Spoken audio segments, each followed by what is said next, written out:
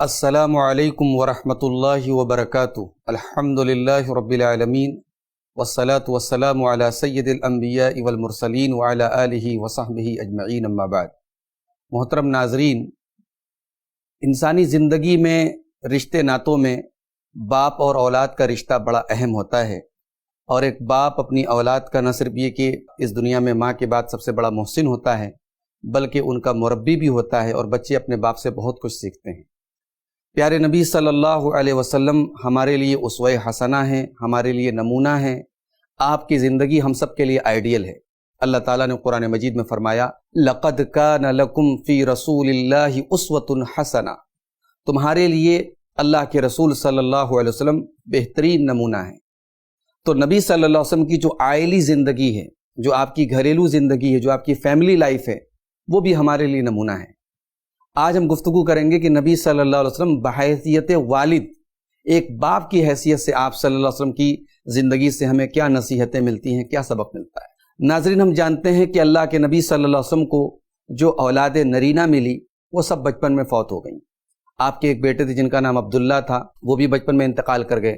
ایک بیٹے تھے قاسم، ان کا بھی بچپن میں انتقال ہو گیا، اور حضرت ماریہ کے پیٹ سے حضرت ابراہیم پیدا ہوئے اور وہ بھی بچپن میں ہی انتقال کر گئے۔ یعنی آپ کے نرینہ اولاد میں سے، آپ کے بیٹوں میں سے کوئی جوان نہیں ہوا، کوئی بڑا نہیں ہوا۔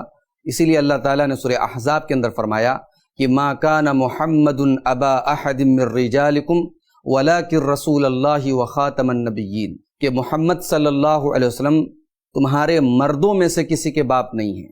یعنی ان کی اولاد میں کوئی لڑکا ایسا نہیں ہوا کہ جو مرد بنا ہو، یعنی جوان ہونے تک وہ زندہ رہا ہو۔ سارے لڑکے آپ کے جو تھے بیٹے، وہ بچپن میں انتقال کر گئے۔ البتہ اللہ تعالیٰ نے آپ کو 4 بیٹیوں سے نوازا۔ آپ 4 بیٹیوں کے باپ تھے۔ آپ کی سب سے بڑی بیٹی حضرت زینب تھیں، اس کے بعد حضرت رقیہ، اس کے بعد حضرت ام کلثوم، اور اس کے بعد حضرت فاطمہ۔ پیارے نبی صلی اللہ علیہ وسلم اپنی ان بیٹیوں کے ساتھ بہت محبت کرتے تھے اور ان کی دلجوئی کرتے تھے، ان کا خیال رکھتے تھے۔ چنانچہ ابو داؤد کی صحیح روایت اما عائشہ رضی اللہ تعالیٰ عنہ فرماتی ہیں، پیارے نبی صلی اللہ علیہ وسلم کی جو سب سے چھوٹی بیٹی ہیں حضرت فاطمہ زہرا، ان کے بارے میں حضرت عائشہ فرماتی ہیں کہ جب وہ اللہ کے رسول صلی اللہ علیہ وسلم کے پاس آتی تھیں تو حضرت عائشہ کہتی ہیں قام الیہا، اللہ کے رسول صلی اللہ علیہ وسلم اپنی اس بیٹی کے استقبال کے لیے کھڑے ہو جاتے تھے، اور وَأَخَذَ بِيَدِهَا، ان کے ہاتھ کو آپ پکڑ لیتے تھے، وَقَبَّلَهَا، اور ان کو بوسہ لیتے تھے۔ اپنی بیٹی کو آپ بوسہ لیتے تھے، اسے پیار کرتے تھے۔ وَأَجْلَسَهَا فِي مَجْلِسِهِ، اور پیارے نبی صلی اللہ علیہ وسلم اپنی اس بیٹی کو اپنی مجلس میں بٹھاتے تھے، جہاں آپ خود بیٹھتے تھے وہاں اپنی بیٹی کو بٹھاتے تھے، اور یہی سلوک تھا آپ صلی اللہ علیہ وسلم کے ساتھ آپ کی بیٹی کا۔ اما عائشہ فرماتی ہیں کہ جب آپ اپنی بیٹی کے گھر جاتے تھے تو وہ بھی آپ کے استقبال میں کھڑی ہو جاتی تھیں، آپ کے ہاتھ کو پکڑ کے آپ کو بوسہ لیتی تھیں اور آپ کو اپنے ساتھ بٹھاتی تھیں۔ ناظرین، اللہ کے رسول صلی اللہ علیہ وسلم ایک والد کی حیثیت سے اپنی اولاد کی آخرت کی بھی بہت فکر کرتے تھے۔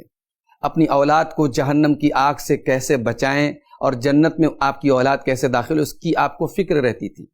چنانچہ جب اللہ تعالیٰ نے نبی صلی اللہ علیہ وسلم کو یہ حکم دیا کہ آپ اپنی قوم کے سامنے علی الاعلان اسلام کی دعوت دیں، توحید کی دعوت دیں، اس موقع پر پیارے نبی صلی اللہ علیہ وسلم نے اپنے خاندان کے مختلف لوگوں کو جب پکار کر کے انہیں توحید کی دعوت دی، انہیں اللہ کے عذاب سے بچنے کی دعوت دی، تو اس موقع پر آپ نے یہ الفاظ بھی استعمال کیے، یا فاطمہ بنت محمد، اے محمد کی بیٹی فاطمہ، اے میری بیٹی فاطمہ، سلینی من مالی ما شئتی، میرے مال میں سے تم جو چاہو مانگ لو، لا اغنی عنک من اللہ شیئا، میں اللہ کے عذاب کے مقابلے میں تمہاری کوئی مدد نہیں کروں گا۔ دنیا میں میں ایک والد کی حیثیت سے تمہارے کام آؤں گا، لیکن میں آخرت کے اللہ کے عذاب سے تمہیں خبردار کر رہا ہوں۔ اس سے بچنے کے لیے تمہیں اپنے ایمان کی حفاظت کرنی پڑے گی، اس سے بچنے کے لیے تمہیں اپنے اعمال کی اصلاح کرنی پڑے گی۔ ناظرین، پیارے نبی صلی اللہ علیہ وسلم اپنی اولاد، اپنی بیٹیوں کے جذبات کا بھی خیال رکھتے تھے۔ حضرت زینب رضی اللہ تعالی عنہ کے شوہر حضرت ابو العاص جنگ بدر میں قیدی بنا کر کے لائے گئے، کیونکہ وہ ابھی مسلمان نہیں ہوئے تھے، اور اس جنگ میں وہ کافروں کے کہنے پر اور ان کے دباؤ میں وہ شریک ہو گئے تھے۔ تو حضرت ابو العاص جب قیدی بن کر کے آئے تو حضرت زینب رضی اللہ تعالی عنہا نے اپنے شوہر کو رہا کروانے کے لیے اپنا وہ ہار لا کر کے مسلمانوں کو دیا جو حضرت خدیجہ نے اپنی اس بیٹی کو نکاح کے موقع پر دیا تھا۔ پیارے نبی صلی اللہ علیہ وسلم نے جب وہ ہار دیکھا تو آپ کو حضرت خدیجہ یاد آ گئیں اور آپ کی بیٹی کی محبت آپ کو یاد آ گئی، آپ کی آنکھوں سے آنسو آ گئے اور آپ نے مسلمانوں سے اپیل کی کہ یہ ہار زینب کا واپس کر دیا جائے۔ اس سے آپ اندازہ لگائیں کہ پیارے نبی صلی اللہ علیہ وسلم اپنی بیٹیوں سے کس قدر پیار کرتے تھے۔ اپنی بیٹیوں کے سکھ اور آرام کے لیے بھی آپ صلی اللہ علیہ وسلم کوشاں رہتے تھے۔ حضرت فاطمہ رضی اللہ تعالیٰ عنہ ایک مرتبہ اللہ کے رسول کے پاس آئیں اور ان سے ملاقات اللہ کے رسول کی نہیں ہو پائی تو انہوں نے حضرت عائشہ کے ذریعے یہ پیغام اللہ کے رسول کو دیا کہ میرے گھر میں بڑی پریشانیاں ہیں، سارے کام مجھے اکیلے کرنے پڑتے ہیں، تو کسی خادم یا غلام کا اگر انتظام ہو جائے تو مجھے کچھ سہولت مل جائے۔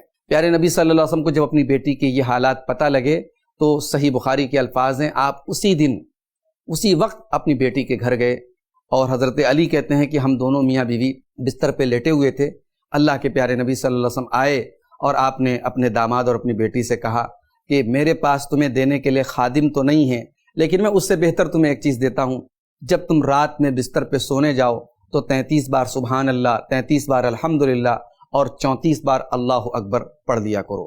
تو اس طریقے سے پیارے نبی صلی اللہ علیہ وسلم نے اپنی بیٹی کو دنیاوی سکھ اور آرام دینے کے لیے بھی آپ نے یہ وظیفہ بتایا اور آپ کی بیٹی اور داماد اس وظیفے پر تا زندگی عمل کرتے رہے۔ ناظرین، اللہ کے پیارے نبی صلی اللہ علیہ وسلم ایک والد کی حیثیت سے ہم سب کے لیے نمونہ ہیں۔ آپ کی زندگی میں آپ کی 3 بیٹیوں کا انتقال ہوا، آپ کے 3 بیٹوں کا انتقال ہوا۔ کہتے ہیں کہ اولاد کا جنازہ والدین کے لیے سب سے بھاری ہوتا ہے۔ پیارے نبی صلی اللہ علیہ وسلم نے اپنی اولاد کے مرنے پر، اپنی اولاد کے انتقال پر جس صبر کا مظاہرہ کیا ایک والد کی حیثیت سے، وہ بھی ہمارے لیے نمونہ ہے۔ اللہ کے نبی صلی اللہ علیہ وسلم کے بیٹے حضرت ابراہیم کا جب انتقال ہونے لگا، ان کی سانسیں اکھڑنے لگی، آخری وقت ہے، تو صحیح بخاری کے الفاظ ہیں، اللہ کے پیارے نبی آپ دیدہ ہو گئے، آپ کی آنکھوں سے آنسو بہنے لگے اور صحابہ کرام حیرت سے اللہ کے رسول کو دیکھنے لگے۔ اس کے بعد جب حضرت ابراہیم کا انتقال ہو گیا تو پیارے نبی نے کیا الفاظ استعمال کیے؟ فرمایا ان العین تدمع والقلب یحزن ولا نقول الا ما یرضى ربنا، ہماری آنکھیں غمگین ہیں، ہمارے دل غمگین ہیں، مگر ہم زبان سے کوئی ایسی بات نہیں کہیں گے جس سے اللہ ناراض ہو جائے۔ تو ناظرین، ایک اولاد کی وفات پر والد کو کیسا صبر کرنا چاہیے، یہ نمونہ بھی جناب محمد رسول اللہ صلی اللہ علیہ وسلم نے ہمیں دکھایا ہے۔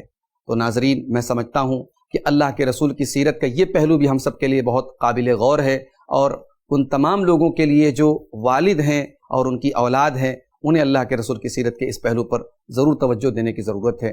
رب العالمین سے دعا ہے الہ العالمین ہم سب کو اپنے اولاد کے لیے ایک بہترین باپ بننے کی توفیق دے اور پیارے نبی کی سیرت پہ چلنے کی توفیق دے، آمین۔ والسلام علیکم ورحمۃ اللہ وبرکاتہ۔ ایسے ہی اور ویڈیوز بنانے میں ہماری مدد کریں۔